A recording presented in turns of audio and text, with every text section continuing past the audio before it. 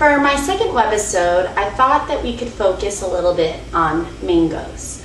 Mangoes happen to be my favorite fruit and also my son's favorite fruit. So I thought that it'd be fun today to do a little mango salsa that could go over any kind of fish, and it's just a great little accompaniment to a seafood dish. So for our mango salsa, the first thing obviously that we're going to be doing is cutting up our mango. We want to take the skin off. You can either use a peeler or, I like to just kind of cut the top and the bottom, and it kind of gives it a little bit of a base.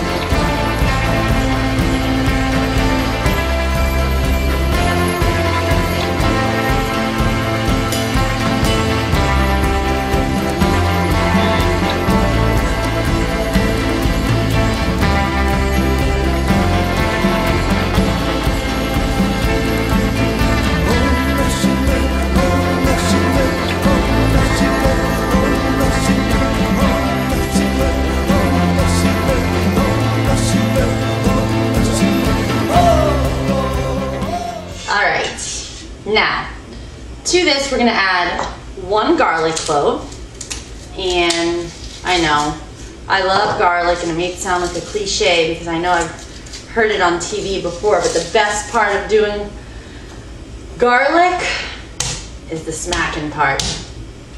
You smack it, and it all kind of comes undone. And we want to get this really, really fine.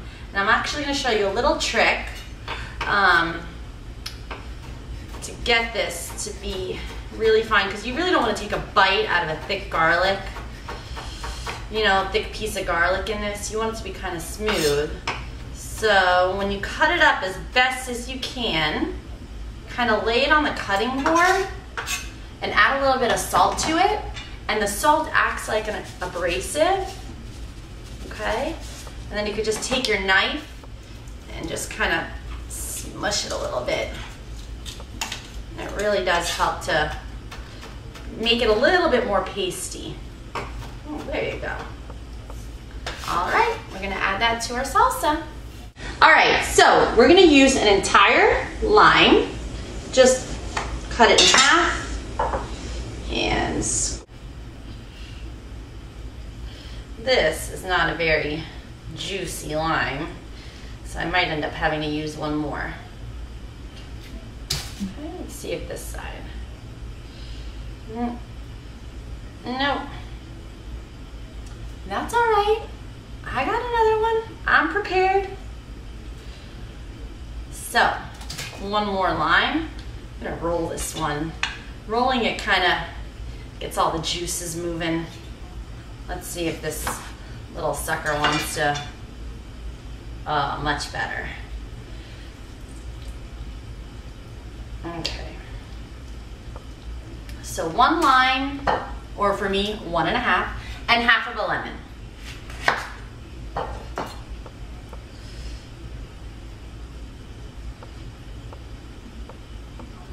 The funny thing is that I wasn't quite sure what I wanted to make for this webisode. I'm going to start chopping up my habanero.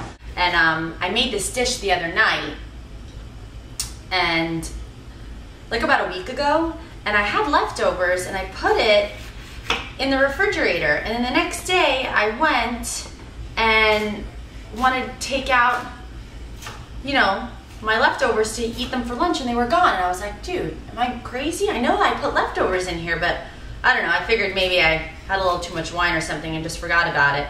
And then a couple of days later, my sitter calls me, because we're friends and we were just talking on the phone, and she's like, oh my gosh, I was babysitting the other night, I hadn't eaten dinner yet, and I saw this fish in your refrigerator. I forgot to tell you about it. I totally ate it. She's like, where did you buy it? It was so good.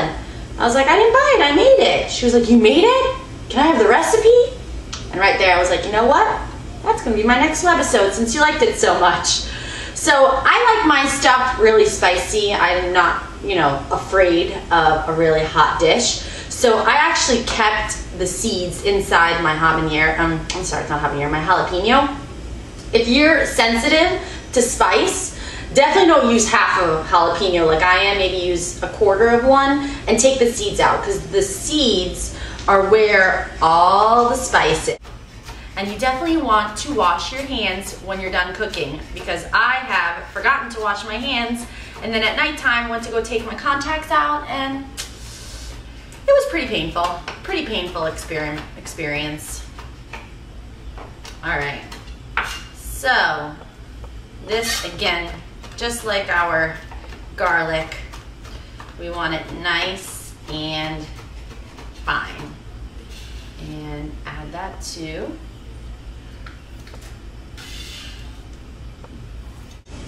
all right. So to this, we're going to add a little bit of oregano. Oregano, like if you smell it, it smells like a little lemony, which will go great with the lemon, but it also has a really like earthy flavor. So I think it adds a really nice balance to the salsa. You could do cilantro in here if you really like cilantro. I just use cilantro so much. We eat Mexican at this house a couple of times a week. So when I get an opportunity, I do like to switch up my herbs a little bit, if you will. So it's about a tablespoon of oregano. And now, of course, we've got to add our pepper and a healthy dose of salt. All right, and give it a stir and see if it's juicy enough. And if not, we'll add that other.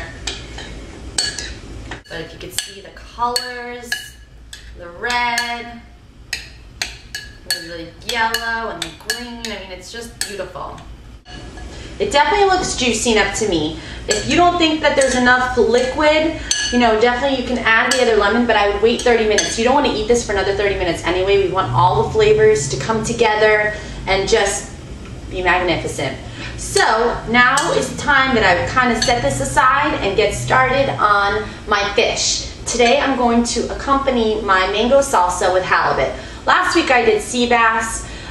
Today just happened to be the fresh thing at the seafood market, so we're going to be having some halibut in just a few minutes. So while I was waiting for my mango salsa to marinate and kind of have all those flavors marry together, I prepared myself a really quick and easy couscous, and I seared halibut on both sides for about 5 or 6 minutes.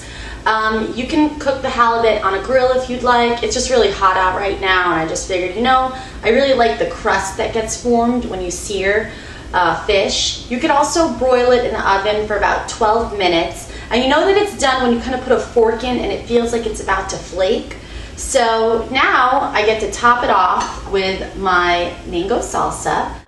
So kind of just spoon it all over.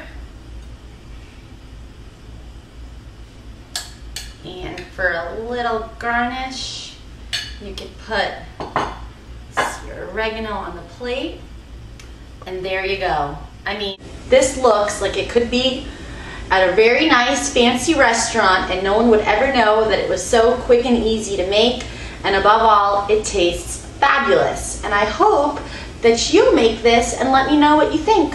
So cheers and happy eating.